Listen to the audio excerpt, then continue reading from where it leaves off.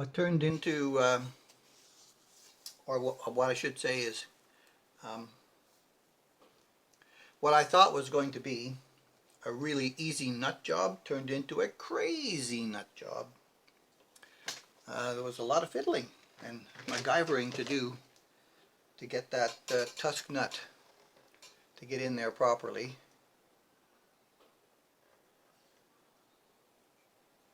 It's not cemented yet because I haven't taken the shredder edges off of this yet, but yeah, that's a business card that I stick in there, any kind of a piece of cardboard, so that when you're filing the slots you don't gouge your headstock. You got to be careful sometimes, so you get a little pip and you're there. So I just put that little protection in there. Yeah, I had to thin it a little bit this way, and when I went after the slot, there was some glue sediment that had to be taken out. There wasn't a lot, but I found that the this side of the the treble side of the hole, because what hole is it? Truss rod hole. It was a little bit higher in the middle than it was on the end, and this nut, being more solid than the plastic one, was rocking a little bit. Now theirs may have rocked a little bit also. I didn't look to see if there was a tiny gap at the end. So I had to end up, you know, slivering off a little bit of the headstock finishing to make it equal, because it wasn't equal on both sides. I had to thin the nut.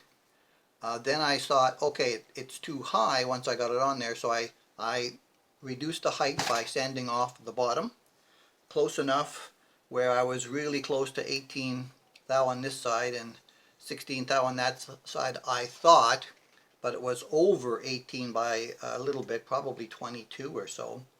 So a lot of cutting on the smaller treble sides, and this side was much closer, and the files are much heavier gauge than those ones, and so there was a lot less work on this side. But it took me 3 hours to get that nut to fit in there properly, and of course take the edges down so that it fits a 42 and a half and not a 43 and a half. Yeah, so now it's going to be, don't need the strings anymore, so it's going to be neck disassembly and fix there's a high fret here. This one. Okay, and I have it set for 3/64 on both sides, and for the most part it's pretty good.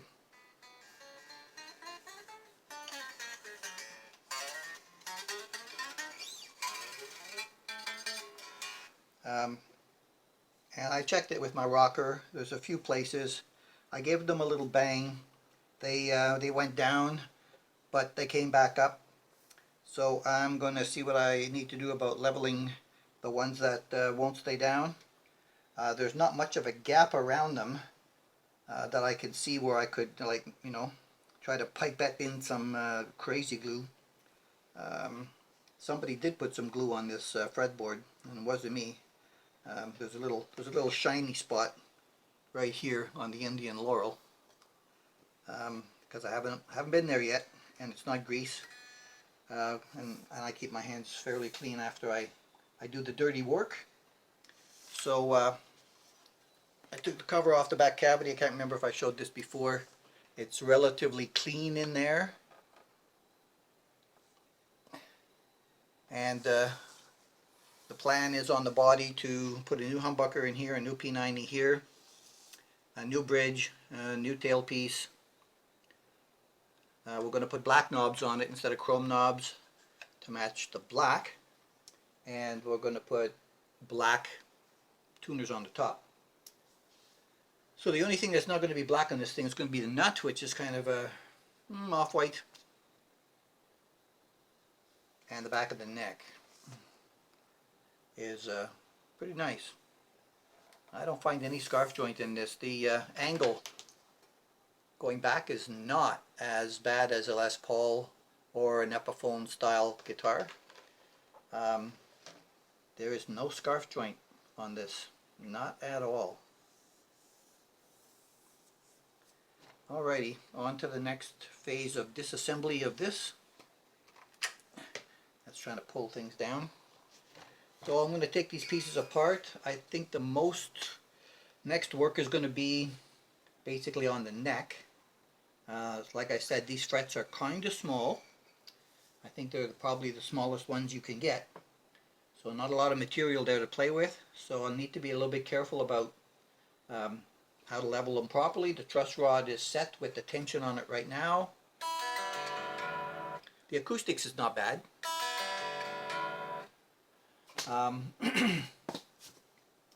So here we go. Next step is disassembly. It seems like AMMOON is afflicted by the same problem as G-Style, in that they put little thin wafers of wood in the post holes down here. Oh, there's another little piece in there. Just trying to get them all out. That's just debris. Yeah, it looks like they oversized those holes as well. That one's good. That one's big. I guess it depends on which one of these posts. Yeah, that one goes in pretty easy. So it's either the wood trick going back in with the new anchors, or the glue and newspaper trick that we did on what was it? Can't remember which guitar it was, but we did the glue and newspaper trick. So we're going to save that, and maybe it'll be easier to do with this than the paper, and maybe I can put some glue on that to make it stick in the hole better. Well, it was pretty clean underneath the back plate. There's just a tiny little bit of sawdust on there. Pretty clean. Alright, let's turn it over. Oh, the neck is not very tight in the pocket. Oh, and there's a shim. Yep, they've got a shim in there too. So they're really big on shims at AMMOON. Really big on shims at AMMOON. And because it seems to be the right one in the place that it's at,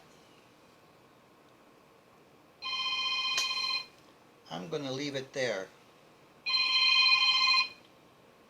Guess what? Leo from Texas. Alrighty then. Don't worry about the background noise, just the air conditioning and the dehumidification system going. So, frets are done, and I just got the oil on the necky. It's light. Looks like it's going to be pretty good.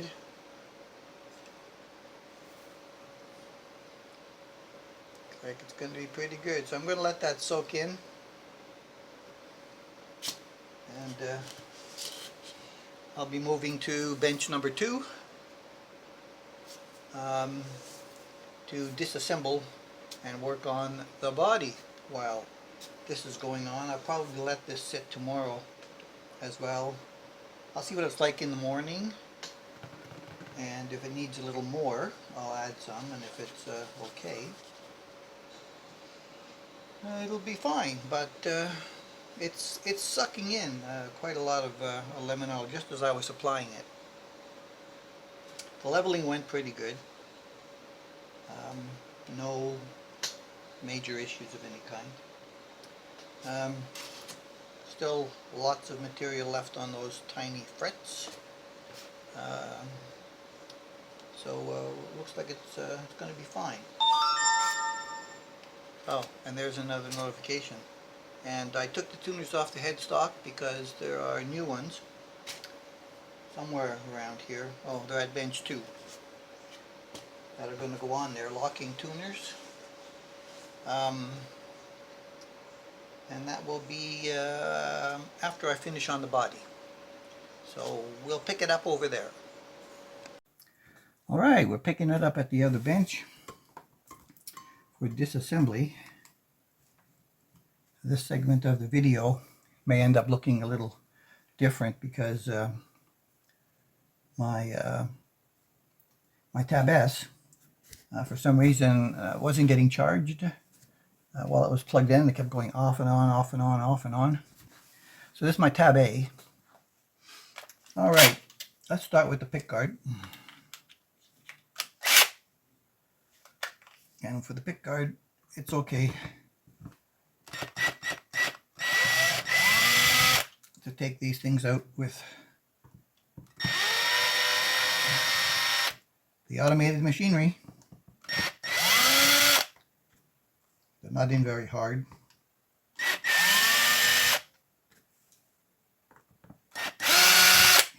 I just got this new tool today that this collar rotates. It also pops the bit out, and but it rotates, and I can hold my hand there while I'm guiding it, and it's not, you know, going around in my hand. So a little bit more stable.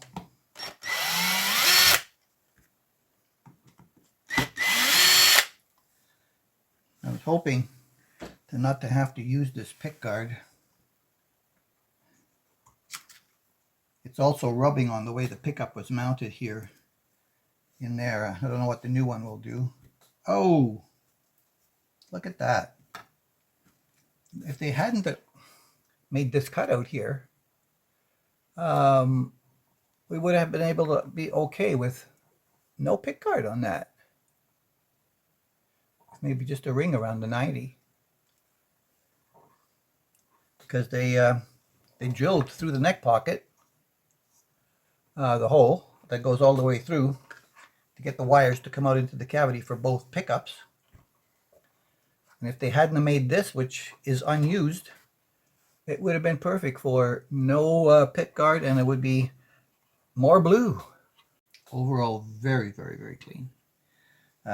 Very unlike many of the ones I've gotten, just caked full of white buffing powder. Apparently I've got dirt on my table, which I need to vacuum up. Stand by. Okay, I have identified the bridge pickup, neck pickup. CJ, I do it too, so that doesn't flop around on me. So the neck is down here on this end, right there, and that's the bridge. It would be nice if I went with 2 volumes, that the pot would be there so that I could get really close with my push-pull instead of being all the way over there, and I'd have to put a little jumper.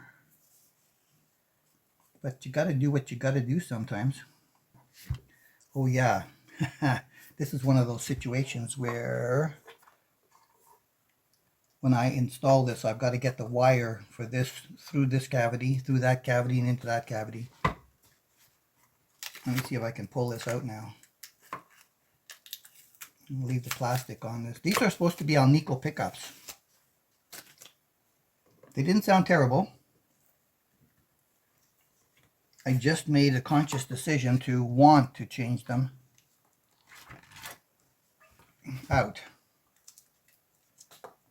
There's no branding information on them.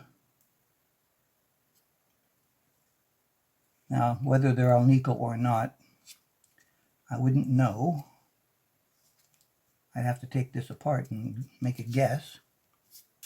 Let's see what kind of, oh, I think it could be. These poles are quite strong. You yeah, this pickup wasn't terribly bad. And neither is this one. This one's like a 14K or something. I'll have to measure them again. And now that that one's off, I can take this part out as well.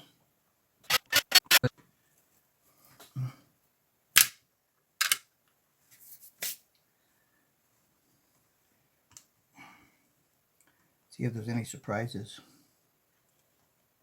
Nope. Just a little loop for the bridge ground wire, which is supposed to be in this hole.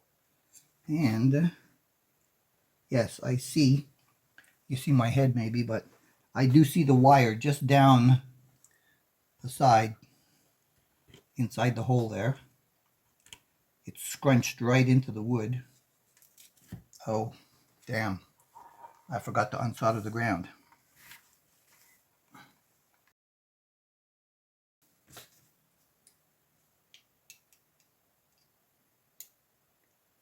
The poles are not as strong on this one as they were on the P90. It's probably a big bar magnet under there.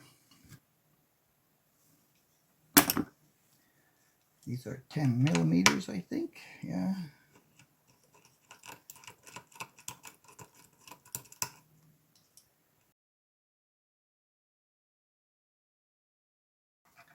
All right.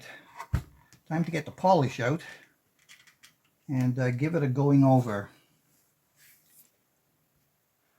And this is my other one on low speed with the fine buffing head. Let's see what we can do with it. And we wait. Okay, we have waited. Let's see what happens. Oh my. Oh my, that is so nice. Shiny baby blue.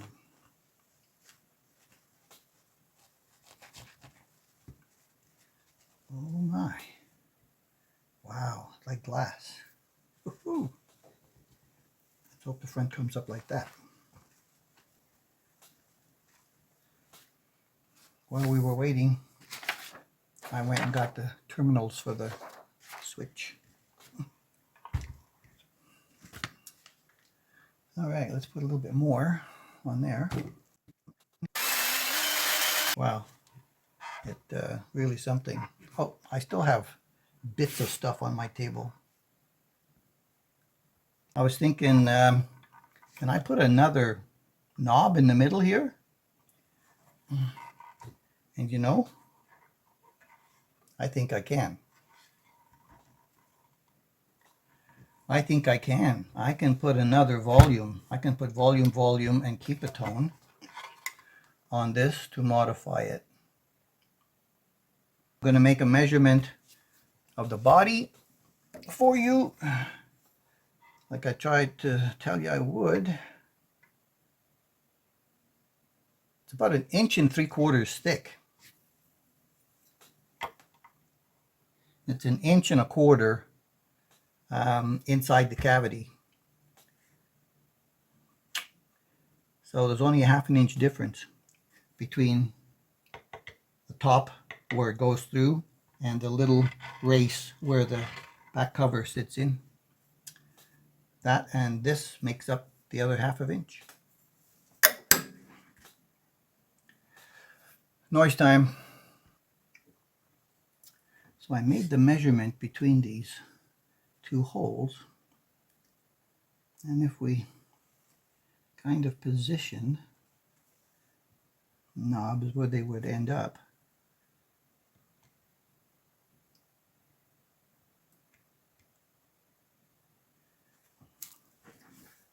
I don't think that's too close at all. This could be offset a little bit like that. There's space for it. But I don't know, I just have I like the linear look of it being 3 straight. Okay, I'm going to have to drill some holes. I actually was about to try to drill this hole by hand when I realized, hey, what about that drill press you bought there behind you? And it worked out perfectamundo. Just perfect.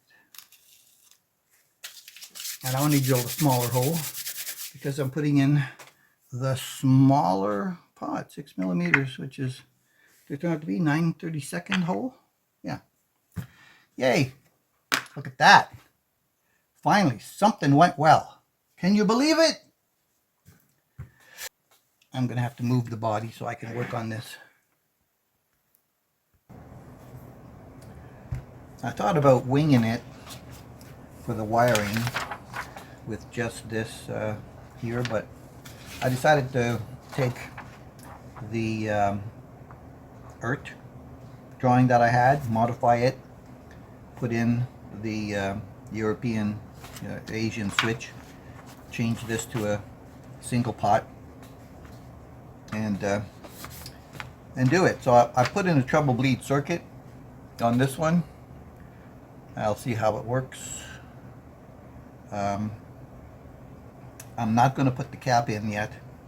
With the treble bleed circuits, I've noticed that it takes the cap a little bit longer to work if it's a light cap, like a small one, 22, 33, with the treble bleed in. So I'm going to leave that off the pot, and I'm going to test it with some jumpers when I get this thing set up to see whether I need to go bigger than a 22 or a 33 here, maybe go all the way back to a 47 and see what happens. So we're going to work to this circuit, and hopefully it's going to turn out the way I want it to. So now it's time to open up some parts that came in. I don't know which one is which here. There's Music Lily Picks. Get one with everything I buy. This is the Wilkinson M Series humbucker. Alright, I wasn't sure what color the wires were going to be coming off of there, so I decided to just leave the colors that were there from before, and I'll fix it once I'm done with this. I'm going to measure so I can update my drawing.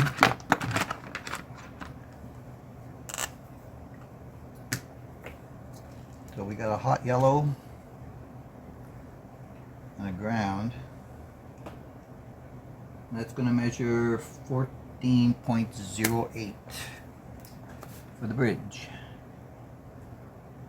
0.08K. And I guess it's going to be about half going the other way. Yeah, 710. Let's try it to the hot. 698. So that's all right. I've also what's the word I'm looking for? Prepared my switch, and I put a Fralin resistor in on it for the split at 1K.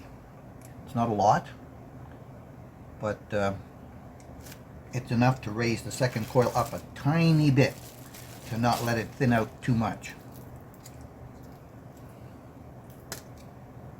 Wilkinson M Series, there it is.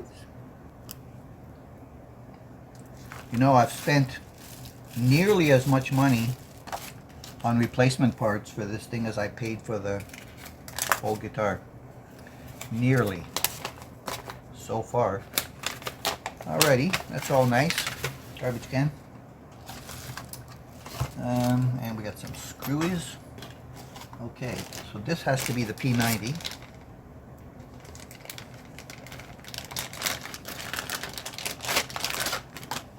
something flew out. Oh, another pick. A green one this time. I've got so many of those and I don't use them. They're just not my thing. I think they look short.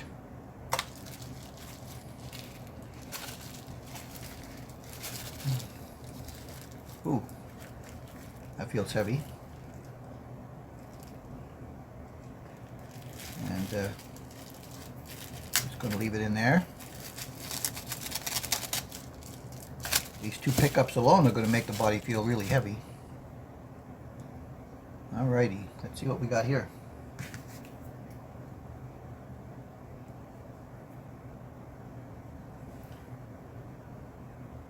$8.14.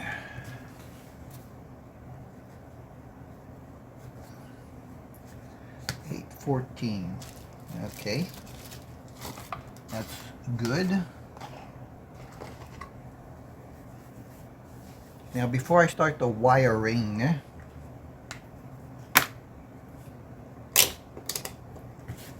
I want to take a look at, oh,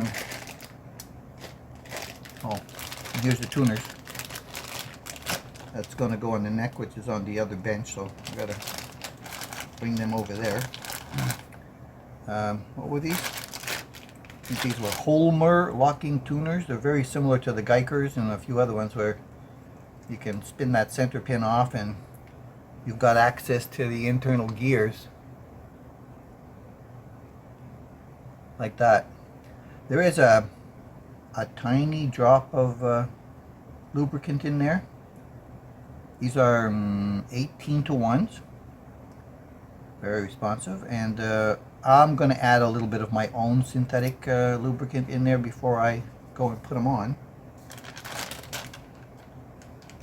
As I did with the Geikers on previous guitar. What was it? Dragon? Yeah. Yeah, okay, so here's the tailpiece. And interesting thing. What did that come out of? Oh, those. I like to save those bags. They're useful. So here's the interesting thing. Tailpiece, 2 sets of anchors, and a standard blade type tunematic. $15.68. And if I wanted to buy the tailpiece and 2 anchors alone, it was $16.70 something. And I'm thinking, really? What's going on, Music Lily? What are you doing?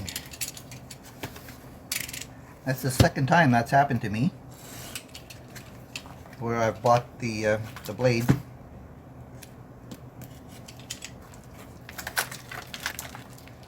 Just to get the rest of it.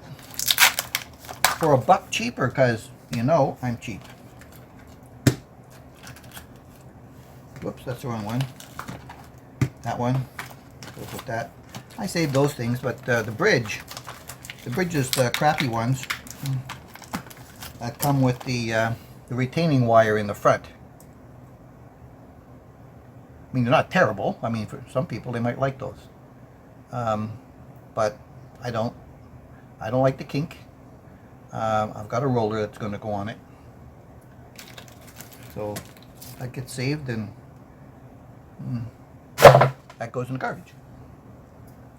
Put that in the box. Oh, look at that. Another pick. Get a pick with everything.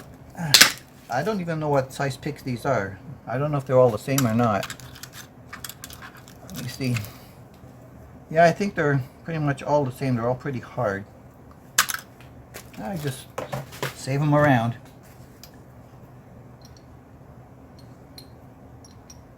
Okay. Now, I bet that's not conductive, but I surely hope I'm wrong.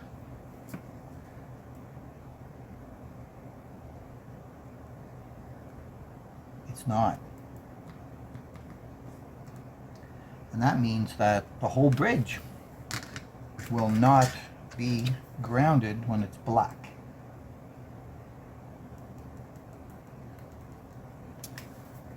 Isn't that interesting, huh? Soldering.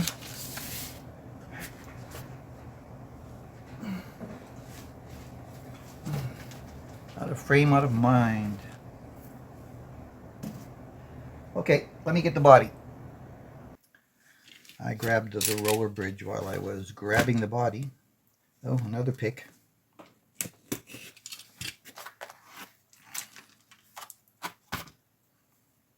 So,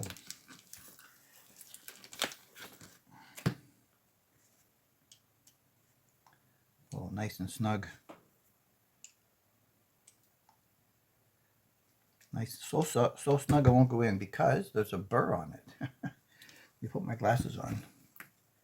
Yeah, there's a burr in the slot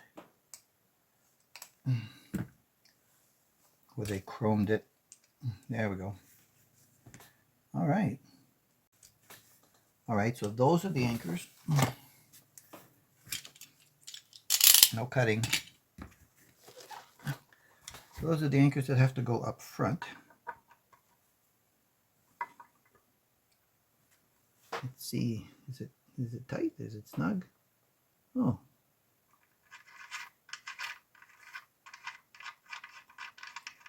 That's feeling snug.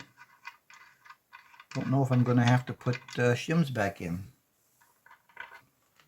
I'm going to have to do some pounding on it to see if it's going to start to touch once I get it in there. It already started to be a little tight. Just got to make sure I've got it where the wire is. Like that.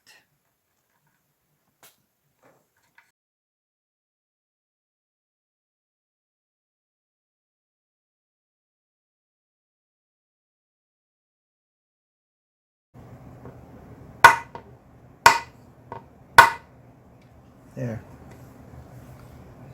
There it is. There it is.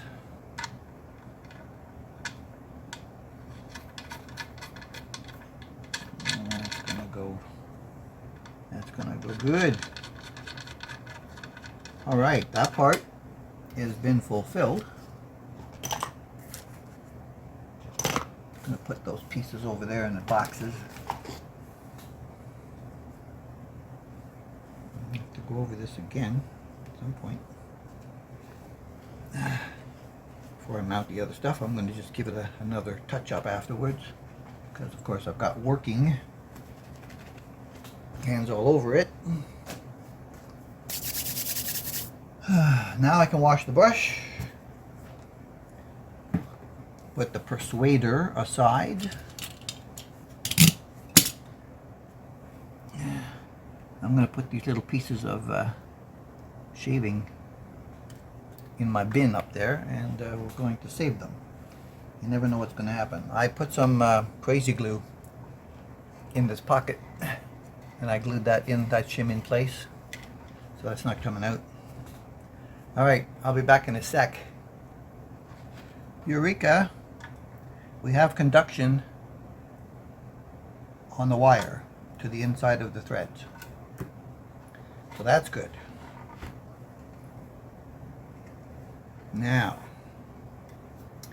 Now we can start to think about piecing this together. Whew. They thinned out this top area quite a bit here to get the switch in. It's routed out even deeper by about another 1/16 of an inch. So it's really, really, really thin.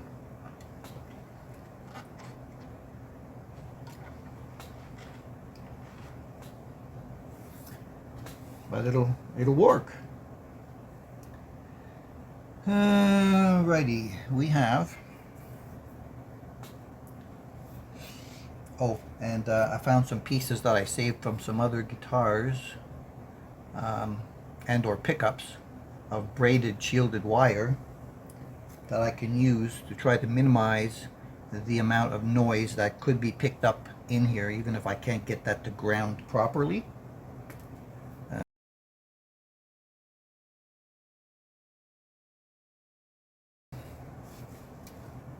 Where's Robot? There he is. Here's robot. Now you guys saw, for those of you that watched last time, I did all this wiring and I showed it all. This time I'm not gonna film it. I'm just gonna do it. See you when it's done. Okay, the wiring is done in the cavity and she looks like that.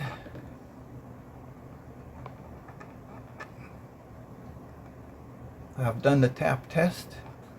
It seems to work as expected.